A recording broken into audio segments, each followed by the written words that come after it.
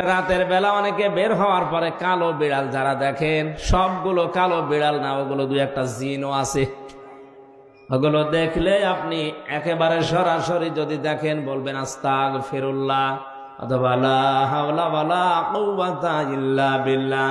আর একটু বেশি পারলে আয়াতুল কুরসি পড়ে বুকে ফু দিয়ে নেবেন। জিনদের অভ্যাস হচ্ছে ওরা 24 ঘন্টার ভেতরে যে কোনো এক সময় হয় সাপ নাই বিড়াল, এগুলো হওয়াই লাগবে ওদের।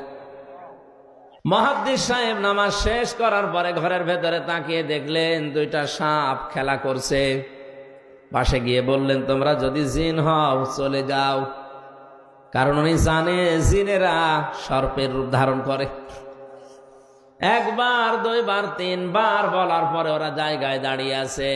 উনি মনে করলেন এটা না সাপ হবে। ঘরের থেকে লাঠি এনে পিটিয়ে মেরে ফেললেন জায়গায়।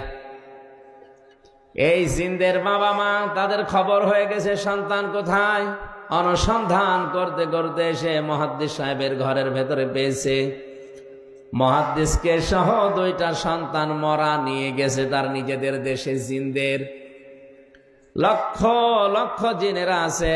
এটা তাফসিরে হাক্কানিতে পাবেন আপনি। আমি শিক্ষার জন্য বলছি। লক্ষ লক্ষ জিনদের সামনে জিনের পিতা ডাক দিয়ে বললেন, মুহাদ্দিস সাহেব, আপনি আমার দুইটা সন্তানে পিটিয়ে মেরে ফেলেছেন। আমি ইচ্ছা করলে কোরআনের নির্দেশ অনুযায়ী আপনাকেও মেরে ফেলতে পারি। ইয়া আইয়ুহাল্লাযীনা আমানু কুতিবা আলাইকুমুল কিসাসু ফিল কতলা। ওহে যারা ঈমানের দাবি করো তাদেরকে বলছি, হত্যার বদলে হত্যা এটা আমি আল্লাহ লিখে দিলাম। কি করলাম? আরো জোরে বলেন। জিনদের পিতা ডাক দিয়েছে, মুহাদ্দিস সাহেব, আমি কিন্তু আয়াত অনুযায়ী আপনাকে মেরে ফেলতে পারি, কিন্তু আমার একটা হাদিস জানা আছে, কোন সৃষ্টি যদি তার আকৃতি পাল্টিয়ে ফেলে তাকে মেরে ফেললেও কোনো গুনাহ নেই। আমার সন্তান দুইটা তাদের নিজেদের আসল আকৃতি পাল্টিয়ে সর্পের আকার ধারণ করেছে। আপনি যেটা বললেন যে তিনবার তাদের বলার পরেও তারা শোনে নাই, এই জন্য আপনি না বুঝতে পেরে মেরে ফেলেছেন। আমি আপনার কোনো দোষ দিতে চাই না। তবে একটা কথা, যে কোরআন শুনতে গিয়ে জীবন গেছে, স্থান ত্যাগ করে নাই। আপনার এই মধুর কণ্ঠ দিয়ে আমাদেরকে ওই কোরআন থেকে একটা কিছু শুনিয়ে বিদায় করেন।